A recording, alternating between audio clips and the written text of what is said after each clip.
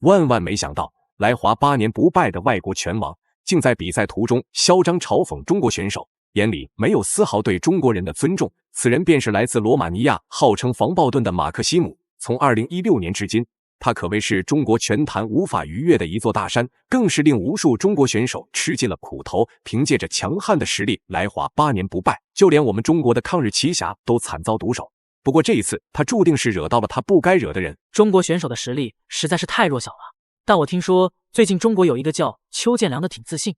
这样吧，要是我没能在一个回合打死他，那我就当场认他做我的父亲。我们看到比赛已经开始了，红方选手红色拳套便是我们的中国坦克邱建良，蓝方选手蓝色拳套则是来自罗马尼亚的防暴盾马克西姆。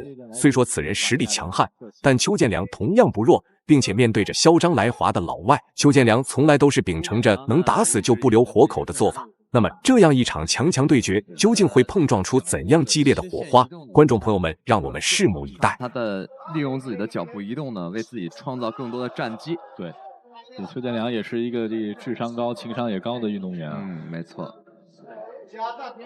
邱建良的这个对拼呢，并不盲目。大多数会选择自己有合适时机的时候进行进攻。邱建良一直以来，我们看是想要利用绳圈的这个边缘的方式，来跟对方进攻。所以说这种六角形的这个擂台啊，特别格外适合他。而且邱建良特别擅长的是，对方在面对他背靠着绳圈的时候冲进来。可以看到，两名选手打的都是十分的谨慎，毕竟这种重磅级的对决，往往都是在瞬间分出胜负，并且两人还是第一次交手，所以说比赛的第一回合更多还是以试探为主。但尽管是试探，邱建良的进攻也完全不弱，更是在比赛的第一回合里稳稳占据了上风。节奏会变难。马克西姆呢是来自罗马尼亚的选手 ，WKO 的世界冠军。这个西班牙 KO 战队的选手也是这种泰式风格的选手。一般来说，他们的打击速度并不快，更擅长找寻自己的有效性的重击。邱建良这个大家非常熟悉了，但是还是跟大家介绍一下，26岁，身高1.74米，目前的这个历史战绩啊是这个43战37胜6负17次 KO。14到15年 S1 世界金腰带，16年 WF 67公斤级世界功夫王者。如果不算黑哨的话，邱建良最近都没怎么输过。一记华丽的转身边拳成功命中对手，但没想到这家伙的反应还不错，直接抱头抵挡，并没有受到什么影响。但肉眼可见的能够看出，两人的进攻能力还是大不相同的。邱建良的进攻能力明显更强，进攻手段更为丰富。利用一个拉踹的方式打斧击头扫踢，一气呵成的4连击。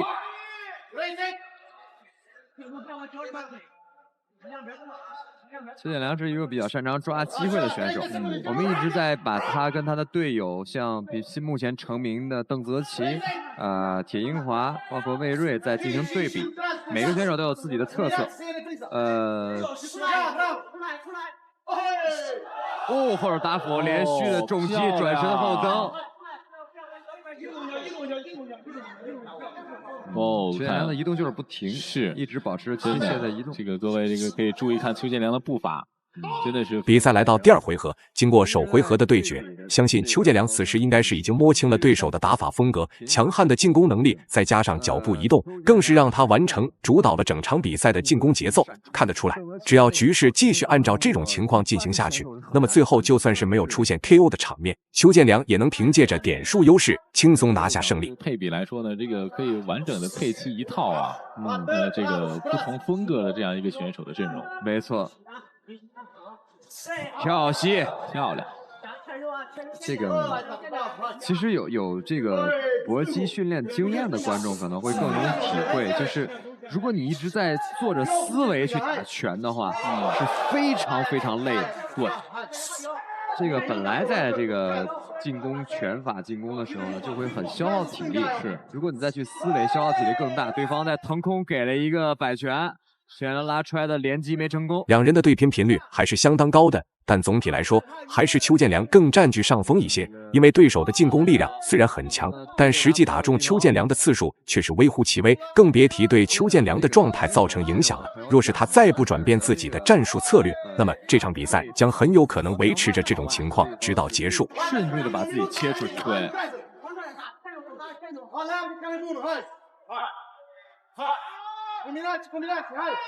感觉罗马尼亚这位选手有点别扭，因为他自己现在追不上邱建良的步子。对，所以刚才这个张天刚老师还这个专门提示了，你要进攻啊，是，但是这个马克西姆这个我也能理解，就不知道从哪儿打呀？你说这个，两个人完全不在一个节奏上。是，张天刚老师也警告了邱建良，要主动进攻。哦，后手拳，哦，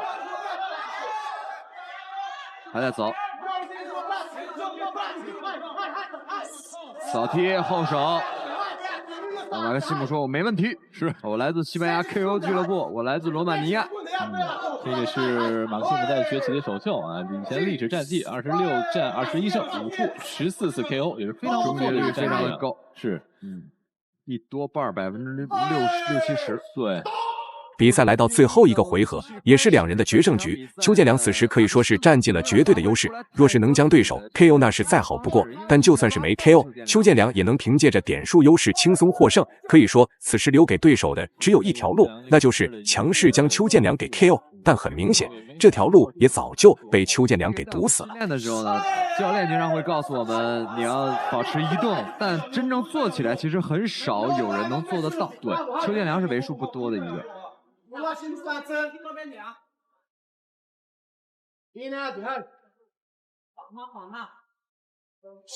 转身的后踹，在对方做屈臂防守的时候，我们鼓励大量的这个拳法也是这样的理论，用下肢方式进攻对方，这样的话会对对方伤害更大一些。因为上肢拼上肢的话，绝对力量是差不多的，对你很难给对方造成大量的伤害。看得出来，此时的马克西姆已经是急得不行了，拼尽全力想要压制邱建良，但却根本抓不住邱建良的身影，可谓是天下武功唯快不破，并且在邱建良移动躲避的同时，也并没有放弃进攻，这也就导致就算是裁判想要帮一把，但却又无可奈何。不行啊，这样，但邱建良始终没有放弃进攻，对啊，他并不是一味的在躲，是。这个有点像这个小学生去告老师的感觉。老师，你看他老跑，但的确是，相对有效的进攻数，其实邱建良更高一些。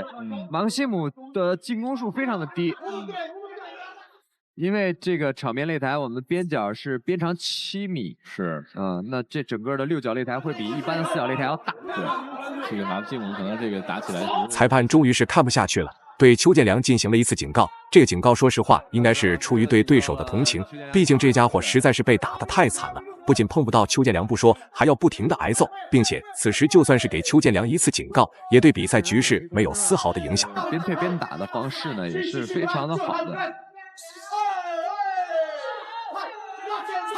马克西姆终于抓住邱建良，抓住这机会了，输出一些。当中那个潜台词是我可逮着你了我。因为这个场面擂台，我们的边角是边长7米，是，那这整个的6角擂台会比一般的4角擂台要大。对，这个马克西姆可能这个打起来是有点费劲啊。可以说，在这场比赛，邱建良的战术是很成功的。对，虽然从观赏性上没那么好。